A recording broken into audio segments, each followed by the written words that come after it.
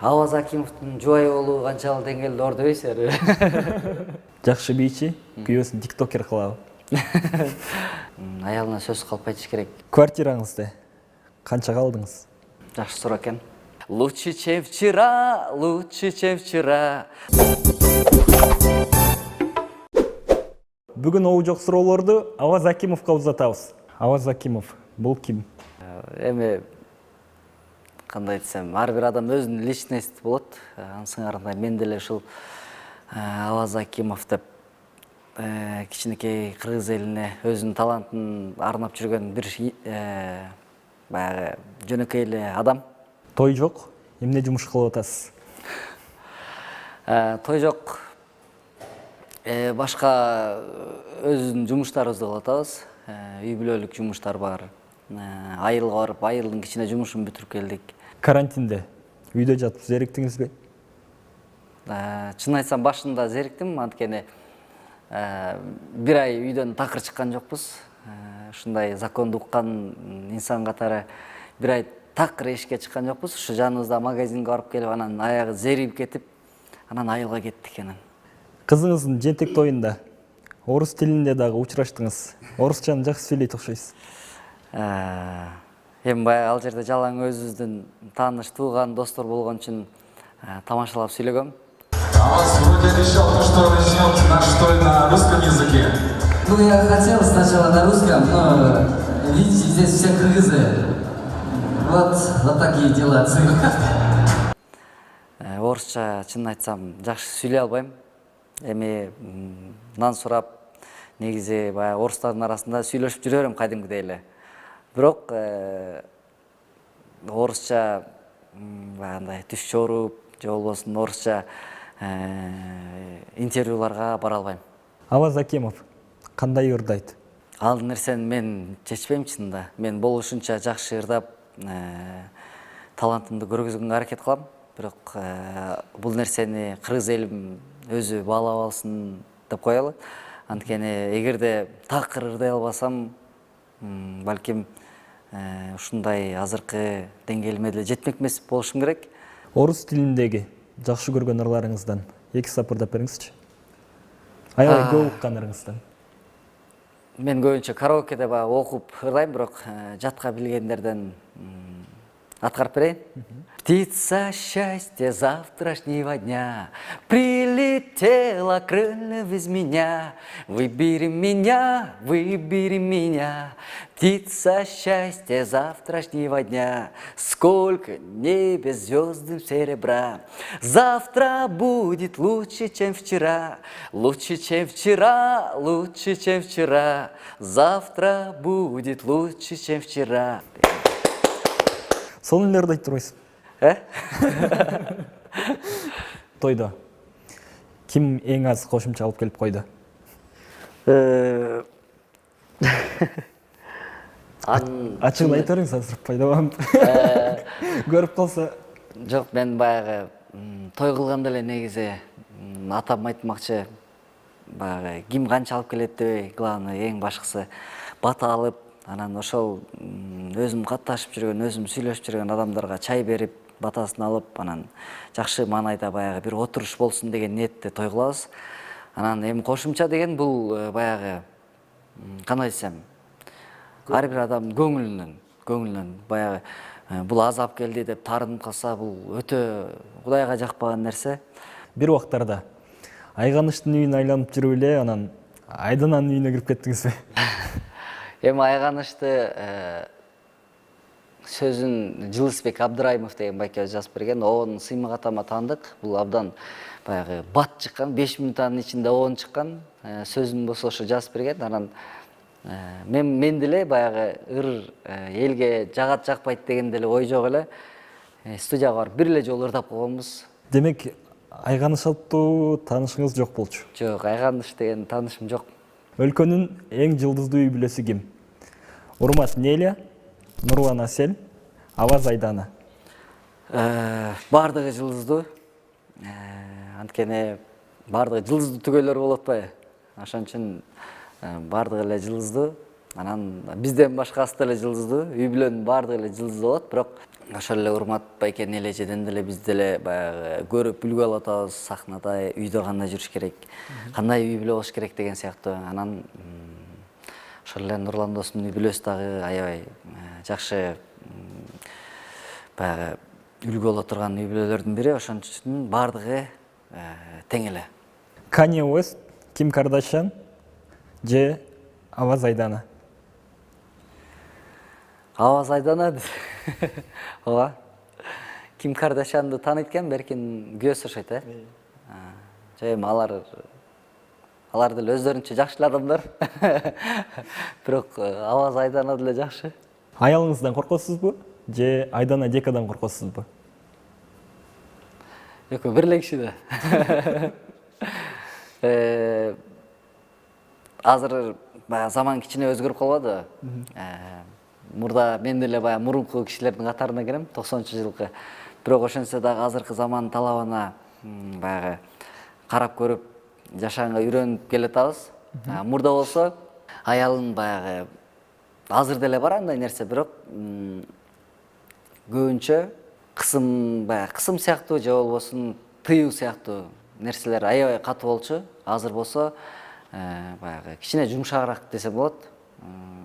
Менде көп комментарий келет, мен жубайыма, Айданага, сен ушундай баягы бир кыздын апасы болуп деле ушинтип бийлейсиң, уялбайсыңбы деген сыяктуу. Анан мен айтам, көңүл бурба, эми баягы кыз да жүрөгү назик, кээде баягы ойлонуп, капаланып калат. Анан мен айтам, капаланба, эми баягы беш колдук тең эмес, баягы баардыгына адам жага албайт. Эң башкысы мага, мен ата-энеме, бир туугандарыма жагып турсаң, эми баягы жактырган кишилер өздөрү жактырып алат деп баягы соротком. Анан менде коркот деген сезим жок. Андайдан Кудай сактасын. Сый болушу мүмкүн. Кайненеңизди канчалык жакшы көрөсүз? Эми Айдана деле мен үй бүлөмө, мен апамды жакшы көрүп келет атпайбы? Жакшы көрүп, өзүнүн апасындай кабыл алып, ансыңарындай мен дагы ошондой эле апамды жакшы көрөм. Үйдө тамак жасап, үй жыйнайсызбы? Тамак баягы кээде болуп калат. Тамак жасаган учур кээде болуп калат. Анткени өзүм көңүлүм менен жасагым келген учурлар болуп калат. Бир жаңы нерселерди көрүп калсам, ошону бир көргүм келет, жасап көргүм келет. Балыктарды, балык келсе балык куруп, ушундай сыяктууларды кылып коем. Анан үйгө жыйнабайм. Эркектер үйлөнгөндөн кийин курсак байлап, салмак кошот дейт. Сиздин курсагыңыз байкалбай эле да? Эми биз баягы спортсмен киши болгон үчүн спорт менен көбүрөөк машыгабыз. Шахмат, шашки дегендер менчи. Карта ойнобойбу? Карта деппи. Билбейм эмнеге, бирок мен бир убактарда баягы толдум. Ошол эле курсактар деле баягы чыккансып, өзүмдү кичине оорураак сезген учурлар болду. Бирок аябай толуп кете алган жокмун. Биздин баягы балким генибизде ушундай арыгыраак болгон үчүн ошо арык бойдон эле жүрөт окшойм. Карыз алып, качып бербей койгон учуруңуз болду беле? Эми бул нерсени баягы ачык эле айтыш керек. Карыз алып бермей деген баардык эле адамдар да бар, бирок андай учурлар дагы болгон. Эми баягы кичине жашыраак кезде жокчулук болуп калат, же болбосун ошол сураган убакта таба албай калган учурлар болот. Бирок качканда кандай качып такыр эле жок болуп кеткен эмес, бирок баягы түшүндүрүп айтып, же болбосун 1-2 саатка кечиктирип айтып, ушундай. Жакшы аял күйөөсүн хан кылат. Жакшы бийчи күйөөсүн тиктокер кылабы? ТикТокко кирген себеби да бар десең. Азыр баягы интернет булактар аябай өнүгүп кетпеди. Инстаграм, негизи эле интернет аябай өнүккөн үчүн баягы эч нерседен артта калып калбаш керек болуп атат да. Балким эртеңки күнү ТикТоктогу аябай баралына келип катуу күчөп кетсе, анан жетишпей калбайлы деген ойдо. Кыскасы элдер кирип атса биз деле кирип коелу деп кирип коет атам. Анан айдананы деле тиешеси, бирок айдана баягы жакшы нерселер таап берип коет. Муну кылсаң сонун болот экен деп. Мен кылып коем, киргизип коебуз ушундай. Кайсыл жаныбарга окшошсуз? Жакшы. Билбейм, кайсы жаныбарга окшош экенин. Сен тап да. Билбейм, өзүңүз кантип ойлойсуз? Арстанга окшошмун го десең. Лакоста кийип алганыңызга караганда крокодилби? Крокодилге жок, мен эмеге окшошмун. Билбейм. Комментарийге жазып койгула, кимге окшошмун десең. Жазып коюңуздар анда. Квартираңызды канчага алдыңыз? Квартираны айта албайм. Анткени ал жерде так сан жок. Өзүм алып, өзүбүз ремонт кылып, ичине канча деген мебель киргиздик. Ошон үчүн так сан жок. Ошон үчүн айта албайм канчага мынча алдым деп, бирок нормально, Кудайга шүгүр. Кымбат эле окшойт э? Жок, өтө деле эмес, эл катары эле. Атактуулардын жашоосу чын эле Инстаграмдагыдай идеалдуубу? Жакшы суроо экен. Атактуулардын жашоосу мен деле баягы кээде мен да башка атактууларга карайм да. Карап отуруп, ушулардын жашоосу идеальный болсо керек деп ойлоп коем, бирок ошентсе дагы баягы биздин өзүбүздүн башыбыздан өтүп аткандан кийин эч бир адамдын жашоосу идеальный эмес. Сыймык Бейшекеев атаңыз сизди урушабы? Албетте, мен атам болгондон кийин урушат.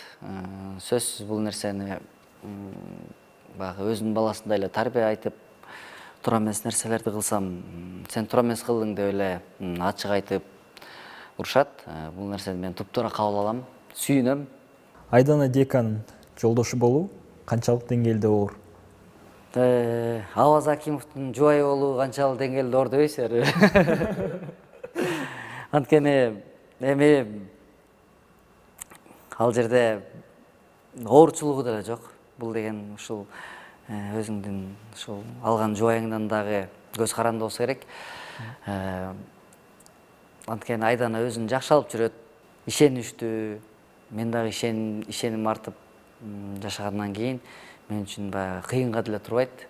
Күйөөсү аялына калп айтып турушу керекпи?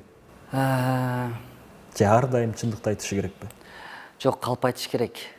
Аялына сөз калп айтыш керек. Анткени деген аял кишини баягы алдаган убактардагы кездешип калат. Ошондуктан мен баягы көп жылдан бери укмуш, үй бүлөнүн сырын билип койгон адам катары сүйлөй эле коем, бирок өзүбүздүн жеке жашообуздан айта турган болсок, маанайы түшүп калган кезде жакшы сөздөрдү айтып, баягы кандай десем, калп нерсенин дагы баягы түрлөрү болот да. Мактап калп, баягы кандай десем, түрлөрүнөн калп айтып, анын маанайын көтөргөнгө болот да. Ошонун сыңарындай бул нерсе сөзсүз керек. Мурдагы чыгарылыштагы актер Самат Эркинбеков сизге 3 суроо калтырган. Башыңызды кирсамы менен жууп көрдүңүз беле? Ооба, жууп көргөм. Анткени ошол баягы өткүл убакта, жаңы бой жетилип жүргөн убактарда чачтарың ар кандай болот да, кыскасы бетиң бузулат, чачың бузулат. Ошол кезде шампунь, саммун деген айырмасы жок. Кирсам менен кыскасы мен да ууп калгам, баягы тигил бир биздин кыргыз эстрадасынын бир ырчысы, ал кезде мен чыга элек болчумун. Бетиңизди эмне менен жууйсуз десе, кирсам менен эле жууп коем деген сыяктуучу. Мунун бети жакшынакай турбайбы, значит, кирсам менен жууш керек экен деп, кирсам менен башымды кошо жууган учурлар болгон. Могу жок 30 суроого билейин, эмнеге келдим деп өкүнгөн жоксузбу? Жок, өкүнгөн жокмун. Анткени бул жакта баягы мен анча-мынча жооп бере албай жүргөн суроолор бар экен. Ошол суроолорго жооп бердим. Анан дагы көптөн бери карантинде интервьюларды сагындым, чынын айтсам. Өзүм баягы сүйүнүп эле келдим. Сууга секиргенде плавкаңыз шыпырылып кетип, кайра чыкканда эки жакты резкий карайып, неудобно болдуңуз беле деген. Андай учурлар болгон эмес. Болсо айтмакмын, бирок мен баягы көргөн учурлар болгон. Түшүп анан кечке сууда чалбай турган учурларды көрүп күлгөм. Кийинки келчү конокко сизден 3 суроо. Биринчи суроом баягы эгерде кыз болсо же бала болсо делем экөөнү болсун, баягы сүйгөн адам үчүн жактырып алыш үчүн же ошого жагыныш үчүн кандай кадамдарга барган, баягы элди жок кадамдарга барган нерселерин айтып берсин. Анан экинчи суроо болсо жалаң эле ушу сүй темасында болсун. Баягы неме жетпей калган учурларда кандай акыбалда болгон? Например, сүйлөшүп жүрүп эле, кыз менен сүйлөшүп жүрүп эле, анан предложение кылган учур болгон келген кезде кыз отказ берип койгондо же бала отказ берип койсо, эми балага айтпайт дечи, бирок кызга отказ берип койсо кандай акыбалда калган? Ыйлаганбы деген сыяктуу. Үчүнчүсү болсо эң идеалдуу аял заты деп кандай адамды айтып бере алат? Идеалдуу, өзүнүн ушундай бизге азыр анча-мынча кишилерге кыздар жакпай атпайбы? Ой, мындай болсоң болмок депчи. Прям идеалдуу адамды сүрөттөп берсин да, интересно болсун, кайсы адам ушундай идеалдуу көрүнөт экен адамдар үчүн деген сыяктуу. Сизге 30 секунд, эркин микрофон. Бардык обу жок суроолорго чоң рахмат. Анча-мынча суроолор жакты, көп эле суроолор жакты. Анткени обу жок болсо дагы ушунчалык мен айткым келип жүргөн маанилүү суроолор болду. Ошондуктан рахмат сиздерге. Жана ошондой эле биздин жалпы көрүүчүлөргө чоң салам. Бизди көрүп жатсаңыздар, лайк басыңыздар, биз үчүн жакшы комментарий калтырып коюңуздар. Мен сиздерди жакшы көрөм. Кыргызстаныбызда, дүйнөдө тынчтык болсун, барчылык, токчулук болсун. Обу жок 30 суроого бүгүн ырчы Аваз Акимов жооп берди. Кайрадан көрүшкөнчө аман туруңуздар. Супер ТВ YouTube каналына жазылганды унутпаңыздар.